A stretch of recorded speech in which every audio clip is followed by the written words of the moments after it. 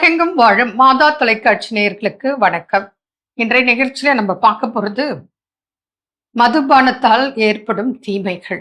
அதை பத்தி தான் இன்னைக்கு நம்ம பார்க்க போறோம். இப்போ இதுல இருந்து நீங்க எல்லாம் கவனிச்சு கொஞ்சம் விழிப்பு நிலையில இருந்தா ரொம்ப நல்லது. இப்போ ஒருத்தர் ஒரு நாளைக்கு மாத்திரம் குடிச்சிருக்காருன்னு வச்சுக்கோங்க. அந்த ஒரு நாள் குடிப்பதின் விளைவு என்ன அப்படின்னா ஃபேட்டி லிவர். ஒரு நாள் குடிச்சாலே அது அந்த கொழுப்புகள் போய் அந்த நம்ம லிவர் சுத்தி உட்கார்ந்துக்குது, ஃபேட்டி லிவர் ஆயிடுது.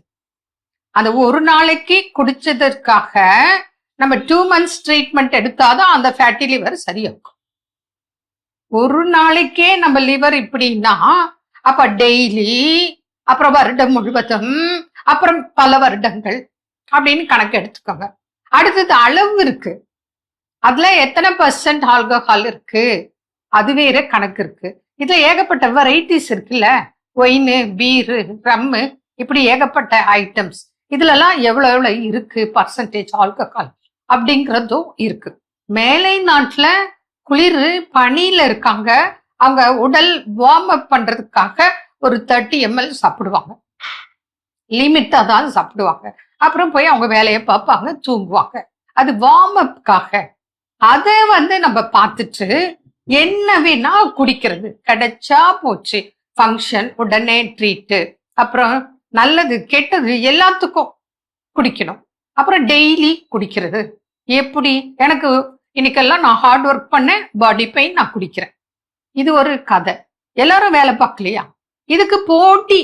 ஆண்கள் மாத்திரம் என்ன, நாங்களும் குடிக்கிறேன்னு பெண்களும் இன்னைக்கு. இதனால பாதிப்புகள் என்ன அப்படின்னு நீங்க பாருங்க. நமக்கு ஃபர்ஸ்ட் லிவர் பாதிப்பு, கல்லீரல் பாதிப்பு ஏற்படும். அதுக்கப்புறம் அது வீக்கம் வரும், இன்ஃபெக்ஷன் ஆகும், ஃபேட்டி லிவர் வரும், சிரோசிஸ் வரும். இப்படி ஏகப்பட்ட உபாதைகள் லிவர்ல மாத்திரம். அப்புறம் கண் பார்வை மங்கும், கண் பார்வை பாதிக்கும் குடிக்கிறவங்களுக்கு. அப்புறம் நடுக்கம், தடுமாற்றம், நர்வஸ் சிஸ்டம் பாதிக்கும், ஞாபக மறதி வரும், தடுமாற்றம், படபடப்பு, கோபம், இதெல்லாம் பிரச்சனை. அடுத்தது ஹார்ட் பாதிப்பு, பிரெயின் பாதிப்பு, உடல் முழுவதுமே பாதிப்பு ஏற்பட்டு உயிரையே இழக்க நேரிடும். கிட்னி பாதிப்பும் சேர்ந்து வரும். இது இல்லாம வீட்டுல குழப்பம், சண்டை, புரியுதுங்களா? அவருக்கு குடிக்க பணம் இருந்தா ஓகே, பணம் இல்லைன்னா உடனே மிரட்டி வாங்குறது, அடிச்சு வாங்குறது, திருட்டுத்தனம் பண்றது, இல்லைன்னா கடன் வாங்குறது, இல்ல வீட்டுல இருக்கிற பொருளை எடுத்துட்டு போய் விற்கிறது, அல்லது அடகு வைக்கிறது. இப்படி எல்லாம் குடும்பமே மொத்தமா பேரழிவு ஆகுது. சமுதாய சீர்கேடு இந்த மதுபான அருந்துதல். புரியுதுங்களா? கொஞ்சம் குடிச்சாலே, ஒரு நாளைக்கு குடிச்சாலே இப்படி பாதிப்புனா தினந்தோறும் குடிக்கும் போது எப்படி இருக்கு? அதுல ஒவ்வொன்றுத்துக்கும் ஒரு பர்சன்டேஜ் இருக்கு, ஆல்கஹாலின் பர்சன்டேஜ். அப்போ அது அங்க வெளிநாட்டுல அதுல கம்மி இருக்கிறத குடிப்பாங்க. இதே ஆல்கஹால் 95% இருக்கிற ஐட்டமும் இருக்கு. அதெல்லாம் நீங்க பாத்தீங்கன்னா அந்த பாட்டில்ல உங்களுக்கு சில்வர் மூடி போட்டு மூடி வச்சிருப்பாங்க. ஏன்னா அது ப்ரெஷர் தாங்காம வெடிச்சிடும். அதனால நல்லா டைட்டா அந்த மூடிக்குள்ள போட்டு, அப்ப அதுல எல்லாம் பர்சன்டேஜ் அளவு அதிகம்.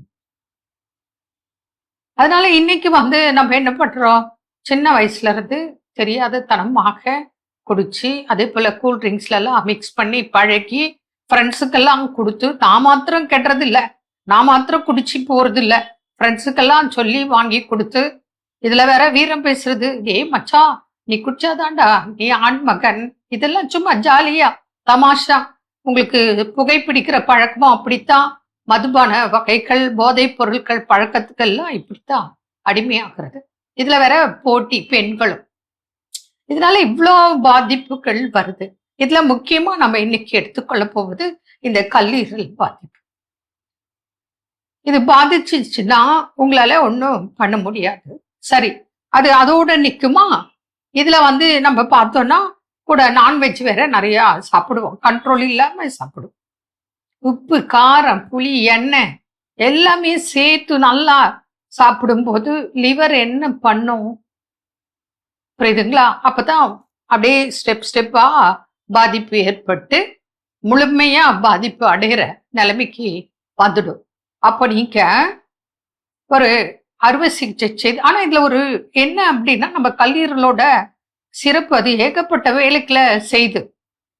என்ன அப்படின்னா, உடல்ல இருக்கிற உறுப்பிலேயே இந்த கல்லீரலை கட் பண்ணிட்டு வேற ஒருத்தரோட கல்லீரல் கொஞ்சம் எடுத்து வச்சாலும் வளரும். மற்ற உறுப்புகள் வளராது. கட் பண்ணிட்டு அதோட போச்சு. கிட்னி கட் பண்ணா அதோட போச்சு. கர்ப்பப்பை கட் பண்ணா அதோட போச்சு. பித்தப்பை கட் பண்ணா அதோட போச்சு. ஹார்ட்டும் அதே கதை, உயிரே போச்சு.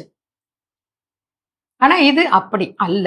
ஆனா அதுக்காக எனக்கு வந்து போனா பரவாயில்ல, நான் திருப்பி வச்சுக்கிறேன் அப்படிங்கிற கதை நமக்கு வேண்டாம். அதோட குணம் இயல்பை உங்களுக்கு சொல்றேன். சப்போஸ் அப்படி முடியாத ஒரு நிலையில நம்ம வந்து கல்லீரல் சிகிச்சை பண்ணலாம்.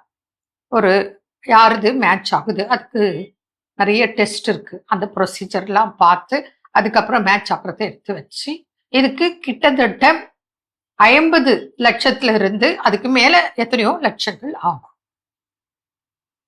அதுக்கு 2 பேரு வேணும். யாரு? ஒருத்தர் பாதிக்கப்பட்டவர், இன்னொருத்தர் கொடுக்க வேண்டியவர். அவர் உங்க சொந்த, உங்க உடன்பிறப்பு, அம்மா அப்பாவா இருந்தா, இல்ல மகனாக இருந்தால் நோ ப்ராப்ளம். இல்லைன்னா அவருக்கும் நீங்க காசு கொடுத்தாதான் கொடுப்பாங்க. ஃபர்ஸ்ட் மேட்ச் ஆகணும். நீங்க அதுக்கெல்லாம் செலவழிக்கணும். தேவையா? இவ்வளோ பாதிப்புகள் ஏற்படுறது இந்த மது பழக்கத்தினால். அதனால இது வந்து கண்ணை பாதிக்குது, உடம்பை பாதிக்குது, நரம்பு தளர்ச்சி ஏற்படுது, ஆண்மை குறைவு உண்டாகுது, குழந்தையின்மைக்கும் பிரச்சனை ஆகுது. பெண்களுக்கும் சரி, ஆண்களுக்கும் சரி. குழந்தையின்மைக்கு காரணமும் இந்த மதுபான அதிகமா குடிச்சு பாதிப்புனால இவ்வளோ பாதிப்புகள், கடைசியா உயிரையே இழக்க நேரிடுது. இப்போ வந்து கல்லீரல் ப்ராப்ளம் வந்துருச்சு. வசதி இருக்கிறவங்க ஏதோ போய் முயற்சி பண்ணலாம். எல்லாருக்கும் அந்த வசதி இருக்கா? நீங்க தான் இன்னைக்கு போய் உழைச்சிட்டு வந்தா 50 100 கிடைச்சாலே போய் குடிக்க காலி பண்ணிடுறீங்க. வீடே ஒன்றும் வசதியான நிலைமையில இல்லை. பிள்ளைங்களை படிக்க வைக்க முடியல, குடும்பத்தை காப்பாற்ற முடியாத நிலையில நீங்க எங்கது போய் 50 60 70 லட்சம் செலவு பண்ணி நீங்க கல்லீரல் வைக்க போறீங்க? அதனால பெரிய இழப்பு. இது சமுதாயத்துக்கே சீர்கேடு. நான் ஒருத்தர் குடிக்கிறேன்னா அவங்க ஒருத்தருக்கு மாத்திரம் இல்ல, குடும்பம் பிரச்சனை. இதனால பல குடும்பங்கள் இன்னைக்கு பாதிக்குது. அப்போ சமுதாயத்துல பேரழிவு, சீர்கேடு முக்கிய காரணம் மதுபானம் அருந்துதல். இதை நம்ம தொடக்கூடாது.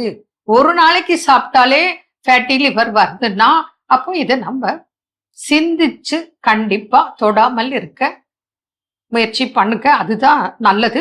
நல்ல பழக்கத்தை சொல்லி கொடுப்போம். இப்போ இந்த மாதிரி குடிப்பழக்கம் இருக்கிறவங்கள நிறுத்த வழிகள் நிறைய இருக்கு. அது அவங்க ஒத்துழைச்சி மனது வைத்தால் மாத்திரம்தான். அவங்களுக்கு வந்து அந்த சுடுதண்ணி ஒரு 4 லிட்டர் எடுத்து எப்சம் சால்ட் போட்டு கால் பதத்தை வைக்கிறது, வயிற்றுக்கு அவங்களுக்கு வந்து எண்ணெய் மசாஜ் பண்றது, அதுக்கப்புறம் வந்து அவங்களுக்கு அந்த ஒரு 3 நாள் வயிற்று பகுதியில மசாஜ் பண்ணணும். அப்போ அவங்களுக்கு கல்லீரல், பித்தப்பை, கிட்னி, வயிறு எல்லாம் நல்லா வேலை செய்யறதுக்கு தகுந்த ட்ரீட்மெண்ட் அது. அதுக்கப்புறம் பார்த்தீங்கன்னா 3 நாளைக்கு அவங்களோட டாக்ஸின்ஸ் எல்லாம் வெளியேற கிளென்சிங்னு சொல்லிட்டு ஒரு மெடிசன்ஸ் இருக்கு, அது கொடுத்து அப்படி ஸ்டெப் ஸ்டெப்பா ட்ரீட்மெண்ட் இருக்கு. அதனால அந்த பழக்கத்துல இருந்து விடுபடணும் அப்படின்றவங்க கண்டிப்பா முயற்சி பண்ணி விட்டு வெளியே வரலாம். திடீர்னு நிப்பாட்ட முடியாது. அதுக்கு வரும்போது உங்களுக்கு ஸ்டெப்பா நாங்க சொல்லித்தரோம். மீண்டும் நாளை சந்திப்போம். நன்றி. அன்னை மரியே வாழ்க.